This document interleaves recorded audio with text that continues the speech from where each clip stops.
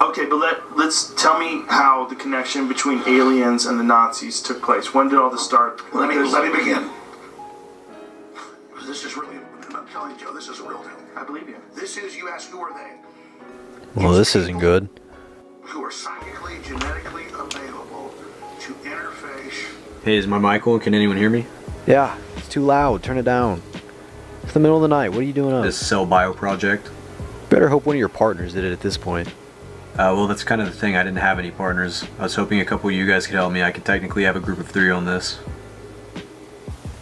I don't even know who else is up right now. Yeah, I'm up. What are we doing? Yeah, I got you. I'm up. We have to make a video about the calcium ATPase. I would just put a bunch of cool footage in. Yeah, that's not gonna cut it. Dude, at this point, just go to sleep. It's not even worth that much of the grade. These ideas are getting worse.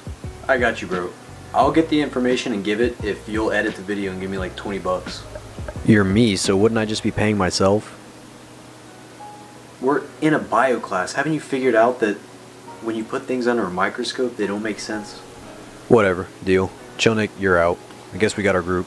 We just won't give Bronick any of the work. I can still hear you. I think I should take this video over. We don't have time to argue over this. Nick, too, just go ahead. The calcium ATPase is a membrane pump. Membrane pumps use energy in order to move molecules against their electrochemical gradient. P-type ATPases in particular, which the calcium ATPase is a form of, use ATP to establish their electrochemical gradients. Calcium is needed for muscle contraction. During contraction, calcium flows into the cytoplasm from the SR lumen down its concentration gradient. Once the contraction is over, the calcium electrochemical gradient must be reestablished. The calcium ATPase uses ATP to pump calcium back into the lumen after a muscle is contracted in order to reestablish it. There are 2 kinds of calcium ATPases. Plasma membrane calcium ATPases, or PMCA, and the sarcoplasmic reticulum calcium ATPase, or the SERCA. First, we'll discuss the PMCA. It's involved in removing calcium from all eukaryotic cells. It is vital for regulating the amount of calcium within cells. There is a large transmembrane electrochemical gradient driving calcium ions into the cells, yet it's very important for cells to actually maintain low concentrations of calcium for proper cell signaling. Therefore, it is necessary for the cell to employ ion pumps to remove the calcium. Since it transports calcium into the extracellular space, the PMCA is also an important regulator of the calcium concentration in the extracellular space. The PMCA is expressed in a variety of tissues, including the brain. When PMCA fails to function properly, it could result in deafness, diabetes, and hypertension. Next, we'll cover the SERCA. In muscle cells, calcium is normally isolated in the sarcoplasmic reticulum.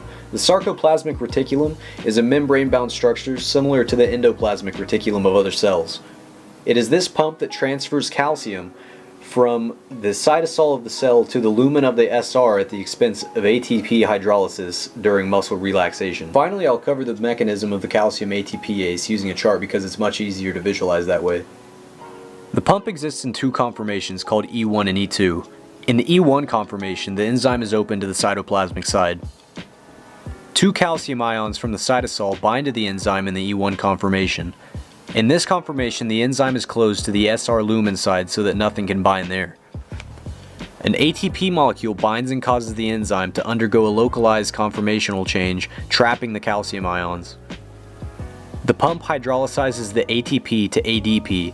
The phosphate removed from the ATP stays attached to the enzyme. As the ADP detaches, this changes the pump to the E2P conformation.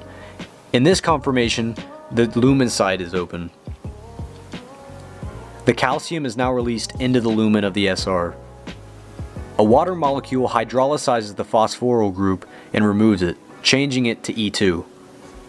Now that the phosphate has been released, the enzyme changes back to the E1 conformation, which is open to the cytosol. The pump is now ready to start the process again.